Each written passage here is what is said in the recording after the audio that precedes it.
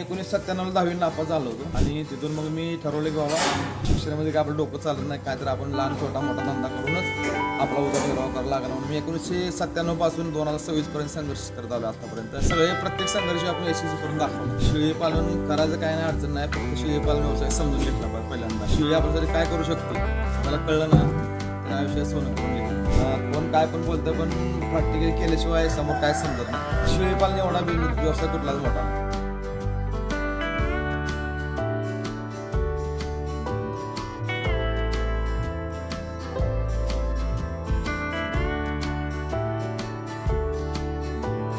नमस्कार, माझं नाव विठ्ठल गोडसे. मी प्रॉपर राहणार सिद्धेवाडी, तालुका पंढरपूर, जिल्हा सोलापूर. माझं आता विठ्ठल शेळीपालन आहे आणि माझ्या शेळीपालनाला आज जवळजवळ 12 वर्ष पूर्ण झाली. आणि माझा पहिल्यांदा मी आठवडा बाजार करत होतो, म्हणजे असं स्टेशनरी माल होता, दुकान होतं माझं आठवडा बाजारमध्ये. आणि नंतर मी थोडे पैसे जमवून आमच्या घराच्या पाठीमागं 1 एकर शेती घेतली होती.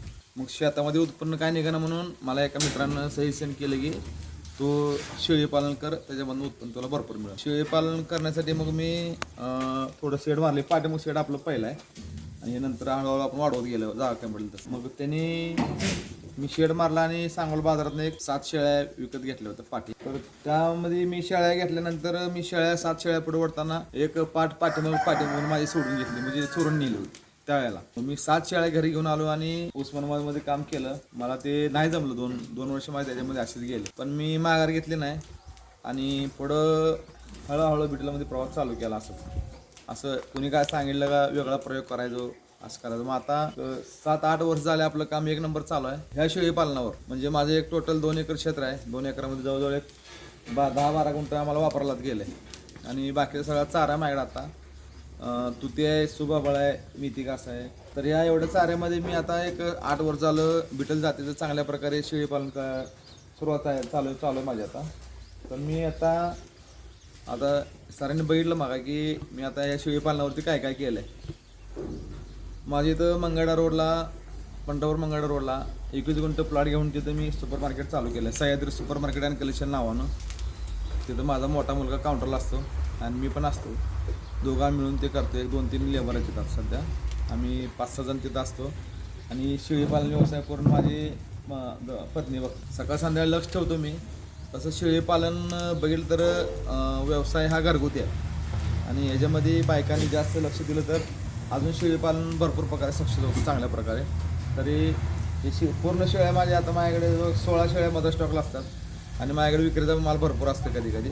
आता सध्या विक्रीला माल नाही माझ्याकडे, पण असते.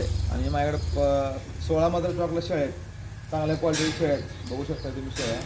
तर मी ह्या 16 शेळ्यांची 15 महिन्याला कमीत कमी एक 50-60 पिल्लू विकतो. आणि आपलं कसं लाईनवरती काम आहे. माझ्याकडं 2 लाईनचा माल आहे. खाली लाईनचा एक माझा पहिल्यापासून 1 लाईन खाली लाईनचं बोकड असते आणि दुसरं एक बोकड आहे माझ्याकडे. तर खाली लाईनमध्ये आपलं काम एकदम मस्त प्रकारे चालू आहे. बऱ्याच जणांना माल दिला आहे, बऱ्याच जणांना बोकड दिले आहे, बऱ्याच जणांना पाठी दिले आहेत. त्यांचं बी काम माझ्यापेक्षा काय जणांना पुढे गेलं आहे, काय जणांना माझ्या लेवलनं काम चालू आहे. मी पण जवळजवळ आता मला वाटतं 30-40 फार्म चालू केले असते. चांगल्या प्रकारे चालू आहे ते पण फार्म आता माझ्याकडे. उस्मानाबाद शेळी आणि या बिटल शेळीची काय वैशिष्ट्य आहे नेमकं, आता काय फरक आहे दोन्ही? शेळी म्हणजे शेळी आहे तशी, आणि बिटल कसं बॉडी लँग्वेजला आणि वजनवाढीला जास्त प्रसिद्ध आहे. आणि उस्मानाबादीमध्ये कसं दुधाची क्षमता कमी असल्यामुळं पिल्लांची वाढ कमी होती आणि पिल्लं कमी पैशाला विकले जातात. आता बिटलमध्ये बघितलं तर कोण 2 लाखाला पिल्ल विकते, कोण 1 लाखाला विकते, कोण 51,000ला विकते. जे घेणार आहे त्याचा प्रश्न आहे, जे विकणार त्याचा प्रश्न आहे. पण माझे आतापर्यंत पिल्लं आपण 30,000ला एक पिल्लू विकतो आहे बिटल जातीचं. माझ्याकडे 16 शेळ्या मदर स्टॉकला. मी 15 महिन्याला एक 60 पिल्लू विकतो आहे. 30,000 आपण ही पूर्ण फार्म आपला त्या प्रकारे काम चालतं आपलं. आणि ते दुसरं आपलं खालचं आहे ते नवीन स्ट्रक्चर, त्याच्यामध्ये आपलं विक्रीचा माल असते. आता ह्याचं खाण्यापिण्याचं शेड्यूल हे कसं असतं? आमचं सकाळी 6-6:30 वाजता झाडाचं काम चालू होतं. अर्ध्या पाऊण तास झाडून झाल्यानंतर आम्ही यांना खुराक टाकतो. खुराकामध्ये आता सध्या फक्त मकाच चालू आहे. सगळ्या शेळ्या आता गाप गेल्या आता, सगळ्यांना मका चालू आहे. आणि 1 महिना झाला की मका बंद करून परत पेंड वाढवतो आम्ही. कारण बिटल जातीचं कसं कासा मोठ्या होतं शेळ्यांच्या, त्यामुळं 1 महिन्यानंतर वेळेला झाले कमी असली की शेळी दूध मका कमी करतो आम्ही. दूध वाढते, कास मोठी होती म्हणून. आणि परत 7 वाजता खुराक टाकल्यानंतर मग 8-8:30 वाजता त्यांना तुरीचं बसं टाकतो आम्ही. तुरीचं बसं टाकून झाल्यानंतर मग बाकीचं स्वयंपाक वगैरे बाकी झाल्यानंतर पाणी वगैरे ठेवते त्यांना 8-9:30 वाजता खाल्ल्यानंतर. त्याच्या आरोग्याची महत्त्वाची काळजी घ्यावी लागते. जास्त शेळ्या असतात तर मग गोठ्याची कशी काळजी घेता, यांची कशी काळजी घेता? नाही तसं बघितलं तर विचार केला तर लय आवड काम आहे आणि प्रॅक्टिकली केलं तर लय सोपं काम आहे ते. आजार म्हणलं तर आपल्या समोर शेळ्या 24 असतात, त्यामुळे कुठल्या शेळीला काय काम पडलंय, कुठल्या शेळीला काय जास्त झालंय ते आपल्या हातात असतंय बघायचं समोर. त्याच्यामुळं ते वितर्क लय मोठे आहेत. फक्त ज्याचं लक्ष आहे त्याला कुठलाच आजार होऊ शकत नाही असं मला वाटतं. कारण मी आज 12 वर्ष झालं शेळी पालन करतोय. कोण काय पण बोलतं पण प्रॅक्टिकली केल्याशिवाय समोर काय समजत नाही.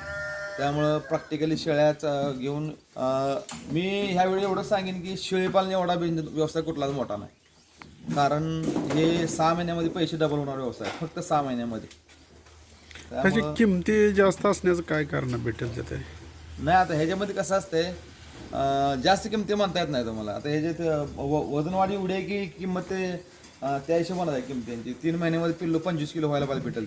त्यामुळं 30,000 पिल्लो म्हणजे परवडत नाही. महागाई एवढी वाढली आहे की चारान खुराकन 3 सगळ्या गोष्टी 30,000 काय जास्त नाही पिलेल्या आहेत. आपण दुसऱ्याच्या इथं कामाला जात होता आणि मग त्यानंतर या शेळ्यापासून काय आता फायदा झाला? आपण या ठिकाणी जागा देखील घेतला मी म्हणतात. इथं घरा पाठीमागे 1 एकर शेती घेतली आहे आणि तिथं वरती 21 गुंठ जागा घेऊन माझा तिथं 12 गुंठ्यामध्ये शॉपिंग मॉल आहे, सह्याद्री सुपर मार्केट अँड कलेक्शनच्या नावानं. तर मी माझ्याकडे बरेच लोक रोज माझ्याकडे 10-20 लोक विजिटला येतात, बघतात समोर. सगळं लाव आहे आपलं, लिगली काम आहे सगळं. कुठल्या गोष्टी समोर दाखवतो आपण. मी असं तुम्हाला काहीतरी वेगळं सांगायचं, कोणाला काहीतरी प्रवृत्त करायचं काय. आता परिस्थिती अशी की माझ्याकडे माल विकायला नाही. हां, शिक्षण वगैरे किती झाले काय? मी 1997 10वी नापास झालो होतो आणि तिथून मग मी ठरवलं की बाबा शिक्षणामध्ये काय आपलं डोकं चालत नाही, काय तर आपण लहान छोटा मोठा धंदा करूनच आपला उदरनिर्वाह करावा लागला. म्हणून मी 1997 पासून 2026 पर्यंत संघर्ष करत आलो आतापर्यंत. सगळे प्रत्येक संघर्ष आपण यशस्वी करून दाखवला. किती उलाढाल होत असेल यातनं? मी तुम्हाला सांगितले संघर्ष करत आलोय म्हणजे मला जेवढा पैसा येतोय मी आज पण इन्व्हेस्टमेंटच करत आलोय. प्रत्येक शेती घेतली, तिथं प्लॉट घेतला, त्याला 3 कोटी रुपयाचं बाकीचं सगळं फर्निचर माल सगळ्या गोष्टी प्रॉपर्टी तिथं केल्या. आपले सगळे स्वप्न आपण स्वतः कष्टावर पूर्ण केलं शेळीपालनावर. काय तरुणांना काय सांगाल जे नवीन तरुण शेळीपालन करू इच्छितात? शेळीपालन करायचं काय नाही, अडचण नाही. फक्त शेळीपालन व्यवसाय समजून घेतला पाहिजे पहिल्यांदा. शेळी आपल्यासाठी काय करू शकते, ज्याला कळलं ना त्यानं आयुष्यात सोनं करून घेतलं.